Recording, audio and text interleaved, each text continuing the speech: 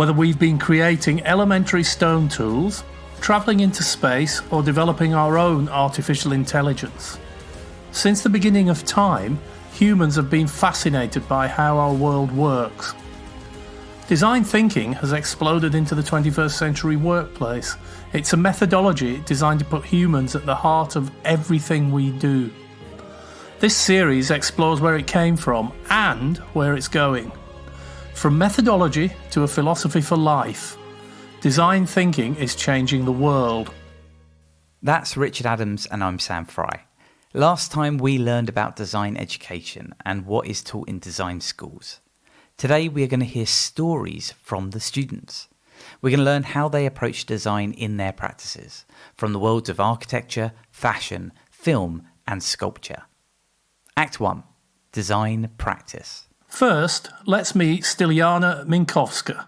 My name is Styliana Minkowska and I'm a qualified architect, but I guess my practice is very much transdisciplinary because ever since I qualified as an architect in 2018, I'm not very happy with this title because it's kind of constraining. So I am very multidisciplinary. I enjoy doing product design, user experience, as well as spatial and concept design. So in a way, I'm very much not the typical architect, but I prefer the designer title, to be honest. Styliana's work is heavily influenced by her life experience. I guess in 2016, I was doing my final year in Masters in Architecture at the Royal College of Art.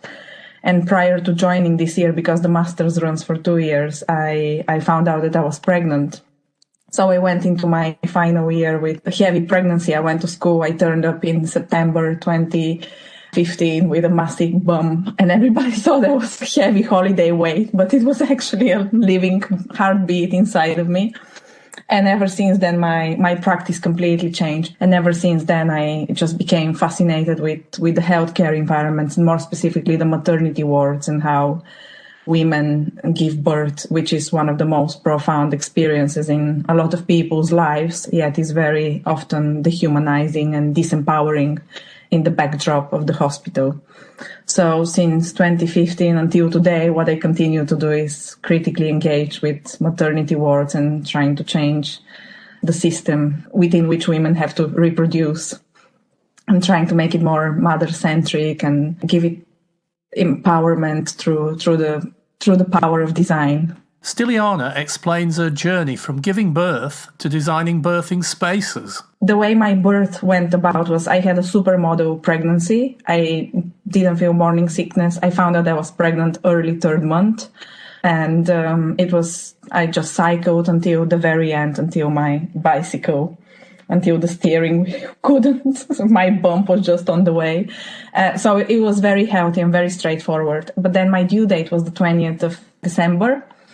And I thought, this is when I'll give birth, because on 17 was my final review. It went really well. And then it was just a waiting game. And on 31st of December, I was admitted for induction at St. Thomas's, where my daughter was born.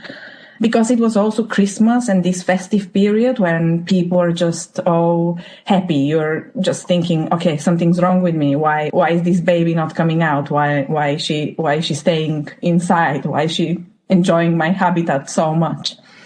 And also the social pressure, just people obviously unconsciously triggering anxiety within me, because everybody was asking me, oh, what's happening? Did you give birth? Where is the baby? Why are you holding it? What's going on? You feel like a faulty person. You feel like something's wrong with you. When I was admitted for induction, which was a self-admission in a way, I called the hospital. I was just like, I have to come in. They tried to induce me, but then the baby didn't like it. Her heart rate was accelerating. She was going to explode because she didn't like the medicine. So they had to remove this artificial oxytocin, which was like a drip that they inserted inside of me. After that, she came in her own terms 3 days later. But because they tried to induce me, my birth was kind of bed-bound. So I was laying on my back in this historic lithotomy position, which works against the gravity, or it just works against the natural forces. So it's much more likely medical interventions to happen and the birth to be more complicated. Even though somehow miraculously my daughter was born without any medical intervention, just straightforward vaginal birth. She was enormous. She was nearly 10 pounds because of the overcooking. She was 4 kilograms, 265 grams, which is pretty big. Normal babies are born 3 kilos. This was just above all standards. And this moment really inspired me, kind of changed the system. I was just like, this is wrong, how women are controlled to go against their bodily instincts, and their agency somehow feels very much controlled. So when I went back to school, I told my tutors, I filmed the birth from 4 different camera angles. And this was my piece for one of the exhibitions, for the work in progress show, which was seen by many people. And it was really incredible piece of work. It wasn't in any way graphical. I didn't want to trigger anxiety within other people, and because it could be very sensitive topic. But it was more about this, the conversation between the hospital environment and how I felt as a medical object, really, how I was just told what to do, how to push, what not to do. There wasn't really elements of offerings which assisted what I needed. And then I went on to redesign spatially the birth environment. Styliana's story is a fascinating one. It shows how she draws from her own experiences, questions her environment, and uses design to provoke new ideas. And that seems to be the very essence of putting the human at the heart of the process. In the next act, we will learn more about what she designed as an alternative to this experience, and we'll learn more about her own design process.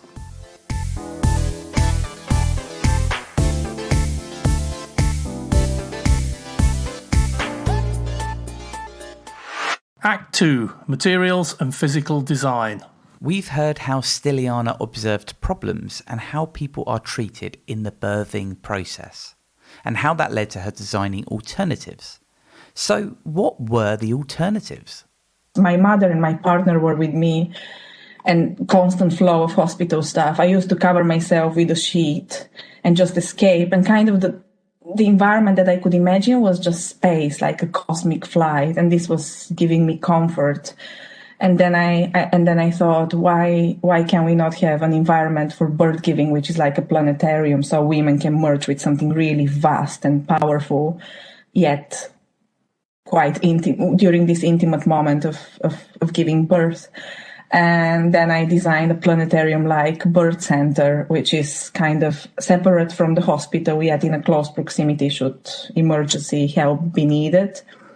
And with this project, I applied to a residency with the Design Museum in 2019, when their topic happened to be cosmic.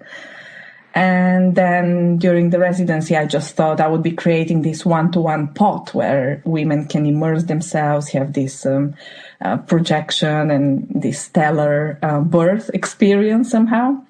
But then during the research, I just visited the hospital, which was nearby, because the Design Museum is located in South Kensington. So I visited Chelsea and Westminster Hospital, which recently underwent refurbishment. And it was fascinating to see how in 2019, when birth has all these different landscapes and means of just giving birth, you can just have all these different positions. You can do hypnobirth, water birth. All the supporting elements were just so dated. They hadn't changed since the 60s. So I thought this is wrong. I should actually focus where help is needed. So after extensive research, I went on to design some birthing furniture. And I kind of separated it in the main stages of childbirth. So that's how my project ultimately came to life. And the first piece of furniture is called the labor seer, which is when women go into this labor phase, which is, to me, the most alien, surreal, otherworldly, out-of-body experience where you just feel out of control. It's something that it's happening to you. You have no control over it. It's just like a foreign possession over your body. So I wanted to design it as a playground so women can actually interact with it and feel supported in a very ergonomic and manner.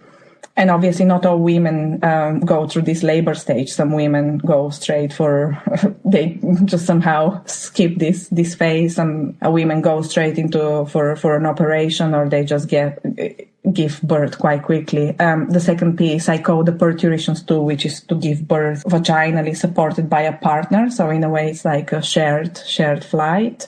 And in a way, it was designed as a manifesto against this historical lithotomy position, because women are being bedbound is kind of dehumanizing, and it takes away from your power to reproduce, really, to have this instinct, which is to give birth to a new life. The final piece was the Solace Chase, which I wanted to make inclusive, to celebrate womanhood, because women are not defined by having children. I think there are women who choose to have an abortion or miscarriage, people who struggle to conceive, or people that are surrogate or give their children for adoption. So through the final piece, I kind of wanted to celebrate just the reproductive choice over women's economy. And after the residency finished last year, in June 2020, I donated the pieces to the hospital where my daughter was born. And it was kind of a nice conclusion in a cyclical way. And because I was thinking I need to do something else, I want to be within this field, this is when I started.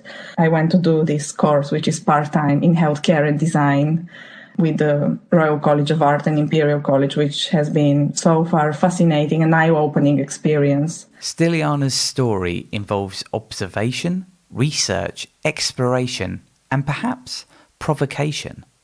I asked Stiliana whether she saw these designs as real solutions or as speculative design. This is an amazing question, because I've never been asked this before. And actually, to me, they were very speculative. The way they emerged was just my representation of things that should actually change. And of course, I conducted series of interviews and questioned a lot of women who have undergone through all sorts of reproductive means, whether it's miscarriage or abortion or cesarean birth, vaginal birth, medical intervention, and so on. The way they emerged was just how I was my persona. And just to answer the question in a straightforward way, I would say that they were born as a very speculative series of objects. But then when they were presenting to the audience, even until recently, I went to visit the maternity wards at St. Mary's and Queen Charlotte's and Chelsea's hospitals. People were like, we need these. Why did you donate them to St. Thomas's? Why didn't you reach out to us? People see them as actually, oh my God, this should be real. And in a way, I see them this way as well, but they were produced as prototypes. I think there is a lot of technology and a lot more work required in them to be fully functional. Stiliana's design approach starts with her using her own experience and with a provocation of what that could be. She would now like to make these ready for actual use. My ideal scenario is to find a venture or an investment that I can just work with a team of design, engineering managers, and textile designers, and people who have expertise in ergonomics, as well as healthcare professionals such as midwives, obstetrics, and so on, and just make them complete in a way. The students at the Royal College of Art do practice different structured approaches to creation of work, partly based on the discipline that they study, but also depending on whether they are more focused on art or design. Alex is an artist studying at the RCA. So my name is Alexandra Stanek, but usually people just call me Alex because it's a lot easier. And I am a filmmaker / writer. I've also had the kind of privilege, I guess, of being the co-president of the Students' Union of the Royal College of Art. So I still talk to a lot of different creatives and designers, apart from having my own practice. Alex originally studied sculpture before deciding to focus on film. I started off in the sculpture / lens-based division on BA level. That's kind of taken me down some interesting routes. For a very long time, I thought that what I want to make is monumental sculpture. And, I followed that. I did a year abroad in a very traditional art academy in Zagreb in Croatia, where I had the opportunity to learn a lot of very traditional sculpting techniques. But then after some time, and it was actually during my master's at the Royal College of Art, I basically realized that I'm much more interested in narrative than I am interested in materiality. And from there, I think my practice has changed a lot, because now I work primarily in film and writing. And, I think it's always quite persistent that there is an element of problem solving and figuring things out. And so on some level, those different media aren't that different, because you will always have challenges around, well, actually just designing and, to some extent engineering the piece. For example, maths is really not my strong suit, but when you're making large sculpture, or any sculpture really, there are elements of thinking mathematically, scaling up, ratio. And so actually in film work, there's a lot of that, but this time it's around frame rates and shutter speeds and the distance of, the subject that you're filming. We asked Alex about an example sculpture piece that she made. For me, very often it starts off with a certain image in my head. And then I have this very fun, but also very excruciating process of trying to get something very abstract and, rationalize it or materialize it. So I think at that point, what I did is, I followed up with sketches, and then I had to figure out the whole actual building process. So luckily I had the experience of doing that 1 year in Zagreb in a very traditional academy where, they showed me how to do these things. So I started off with a model. And the model, at the very least, you usually do that 1 to 5 scale. So at the very least, even if you're not exactly 100% sure yet how you're going to get everything together, how it's going to be structurally sound, at the very least, you have your measurements and you can kind of work from there. So the model was in plaster, but then I had to work up to the actual work being made with a kind of metal welded skeleton, where I did some welding myself, but I also worked with some professional welding guys who are very good, and then that ended up having a kind of overlay of very malleable aero plywood, which, when I look back, I really kind of wish that I'd used a more natural material, maybe like hay, but you always have those moments of looking back and thinking that you would have done something differently. And in the end, the piece was in 3 parts. Which all came together with just screws, very heavy duty screws in the right kind of moments. And the overlay had these moments of disguised places where if you lifted off one of the boards, that's where again it would join. So it was a bit of this jigsaw puzzle in 3 pieces. And that was necessary because there was no other way that you could, bring it about from the elevator to the stairs. So, I think that working with limitations is very good, because it gives you some kind of a self-discipline, and it's far more interesting for problem solving, frankly. You wouldn't have any problem solving if you didn't have limitations. Tassie Ellen Thompson trained as a sculptor. She believes this relationship between design, space and play is really important.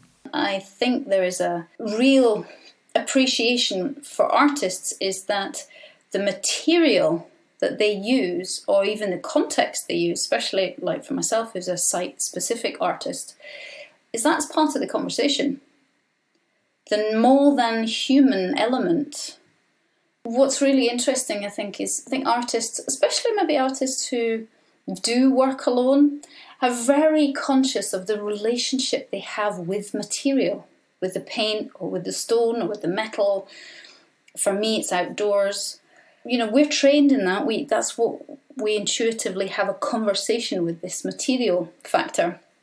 And perhaps with design thinking, it allows a space where people have chance to come in and work with other humans.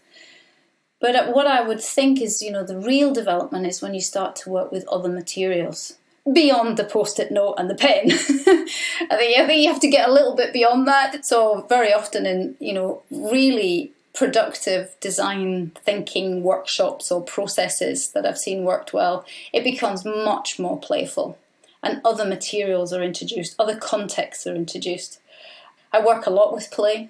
You know, I've been a play space designer for some 20 years now. And I think that the connection between playfulness and innovation is actually at the core. So the idea of design thinking is really, it's play at work. But to really embark on innovative thinking, you have to go right back to the source, and that's play for me. We've heard from a couple of designers today about what their design process looks like. It involves observation, research, problem finding, playfulness, a vision, and maybe some provocation. That's their design process. It's a very hands-on approach, and in no small measure influenced still by the approach that the Bauhaus took 100 years ago. It's about working with materials and spaces in an exploratory way. It's about the intangible, experimental, feeling ways of working, not just intellectual thinking. So why the emphasis on design thinking?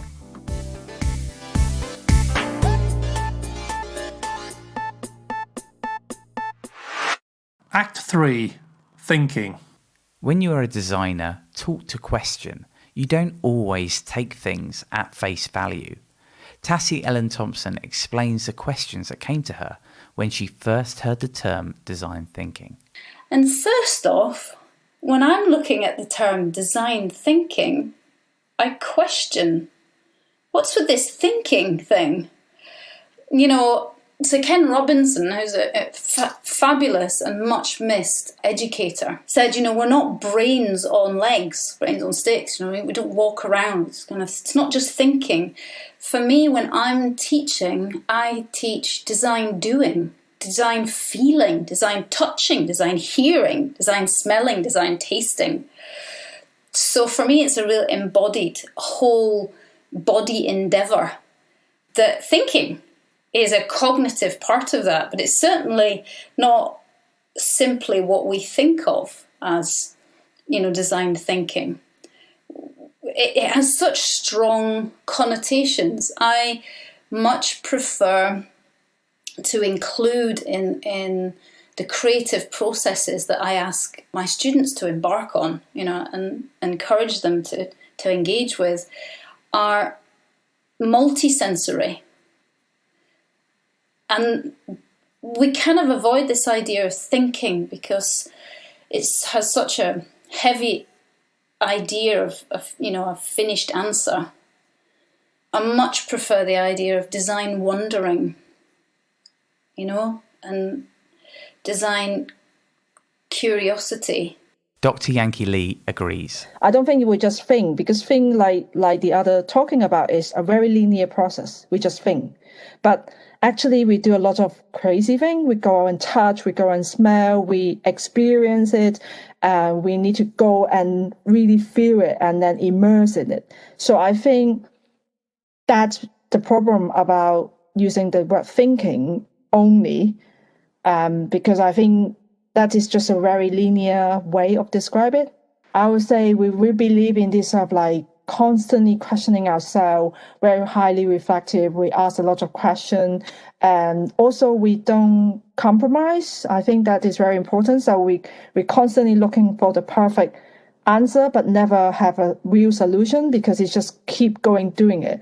A lot of designer is not about making a solution. So I would say making a statement, or making expression, or making a connection, even a participation, but not a solution, because solution is the end. But for us, this is something is to be an ongoing process, questioning, rethinking.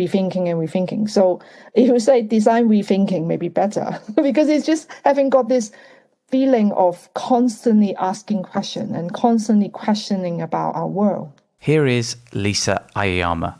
The way that I think practitioners interpret the word think, and I guess someone that doesn't have maybe like a hands-on practice would interpret the way think are maybe slightly different. In my dissertation, I also referenced an anthropologist. Basically, he talks about this idea of like thinking through making as opposed to making through thinking.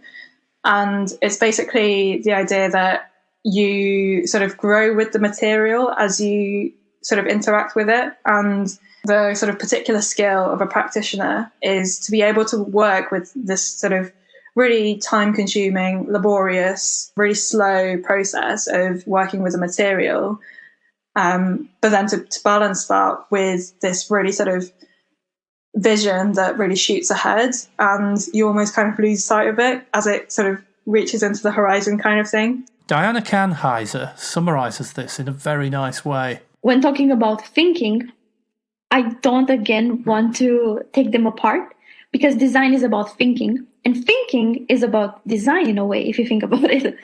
So, the emphasis should not be solely on thinking. Making, feeling, tasting, smelling and hearing, these are equally important. So why is thinking emphasised? Amanda Foreman, a designer at The Zone, believes that creating the space for people to question and think deeply is helpful in itself. I remember when I was younger, I competed in speech and debate when I was in high school. And my dad always used to say, you know, when you're formulating your arguments and you're thinking about what you want to say in response to certain things, he's like, it's really helpful if you just sit down and just like spend some time just thinking about it. Just like sit and think. And because he was always like, people don't think about things in the world. Thinking is tough. It is, and especially like paradigms are tough. Like we're trained to like think a certain way. And I think it takes time. Like we as human beings take time to change. We take time to adjust to things.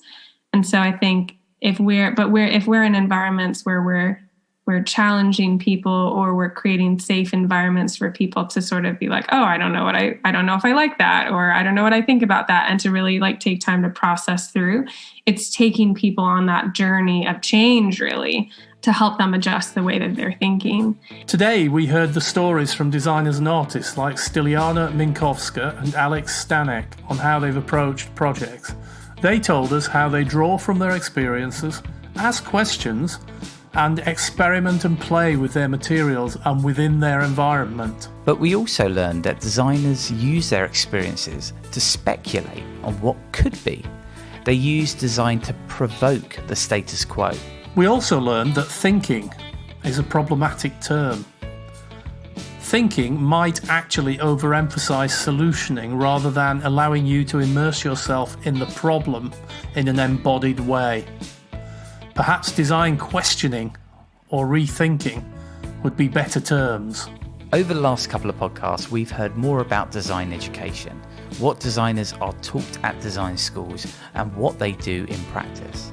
So with businesses and other organisations embracing design thinking, how is that changing design education? Well, look at that next time.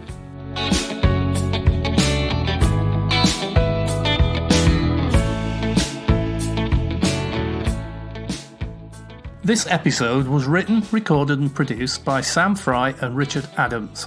Thank you to Alex Stanek, Amanda Foreman, Diana Kanheiser, Hal Wirtz, Jessica Tremblay, Joseph Picarl, Lisa Ayama, Robert Hookman, Styliana Minkowska, Tassie Ellen Thompson and Dr. Yankee Lee for being interviewed. All music from this podcast is available on a Creative Commons license, downloaded at freemusicarchive.org. Artists used include Alex Productions, Circus Marcus, Croanda and Yazar. Don't miss an episode of this series by subscribing to this podcast feed. Also, go on, give us a rating, help us in the charts. And you can find out more at technique.create-hub.co.uk. Next time on Technique Explores Design Thinking. I think from that sense, it's a little bit of a recognition that maybe not every methodology is applicable in every circumstance. So they design a workshop. And my question is like, that is a social worker work. They may be doing better than you. So what is your design skill there? We find out whether design thinking is changing design education itself.